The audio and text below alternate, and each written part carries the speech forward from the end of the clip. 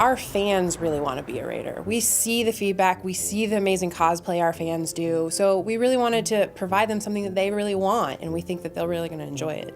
When you enter Nuka World, there's a sort of settlement where the raiders are, but they don't have the whole park. So there's all these other lands occupied by different monsters and enemies that you have to go in and take for the raiders, take for your gangs, and conquer, and then move your gangs into so that you can have the whole park for your raider territory. We have Nuka Town, USA, which is where the raiders are sort of living when you first get there. Nuka Galaxy, which is sort of like the future that they would envision in the Fallout universe. We have Dry Rock Gulch, which is sort of Wild West town. We have Safari Adventure, which is like the zoo. The bottling plant, which is called the World of Refreshment, is sort of like a tour of the bottling plant. We also have Kitty Kingdom, which is where all the kitty rides are. When you arrive there, you're put into position of being what we call the overboss, which is sort of the ruler of all these gangs. We're giving players the chance to sort of be the bad guy, to sort of be the guy raiding through the Commonwealth and taking what they want. We don't necessarily make you the absolute most evil raider. You can actually be we jokingly call a kind-hearted raider, if there is such a thing. People hear raider, they think you're going to do wholesale slaughter.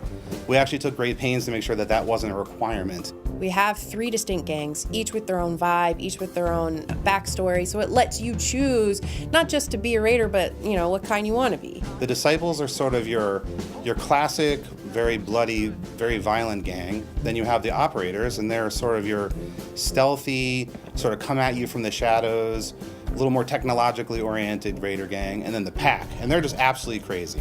We had one of our concept artists go through and develop a lot of the different armor. The ones who are more bloodthirsty have more violent shapes and more rough edges, and the ones who are more clean cut and efficient have a more stylized look. So in the end, your overboss should look totally different than someone playing down the street from you. We do have a nice new gun set in there that still has a raider vibe, the handmade assault rifle. Then on top of that, we have really fun new weapons like the paddle ball, which has a whole bunch of different attachment or mods that you can add. Spikes, you can have shocks, fire, and you can eventually use the weaponized Nuka-Cola to make it sort of like a nitroglycerin paddle ball and pop people's heads.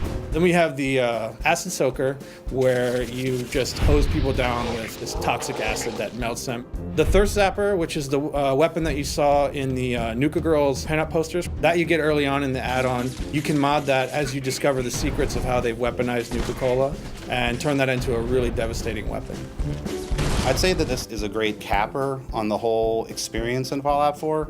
So as far as working on a project of this duration, I think this was a nice way of saying like, hey, it's time for a vacation now. You're going to this amusement park, but you're also taking a break from saving people and rescuing settlements to sort of let your hair out. We've had a wonderful time making this add-on, and we really think that everyone will enjoy it, and we can't wait till you get your hands on it.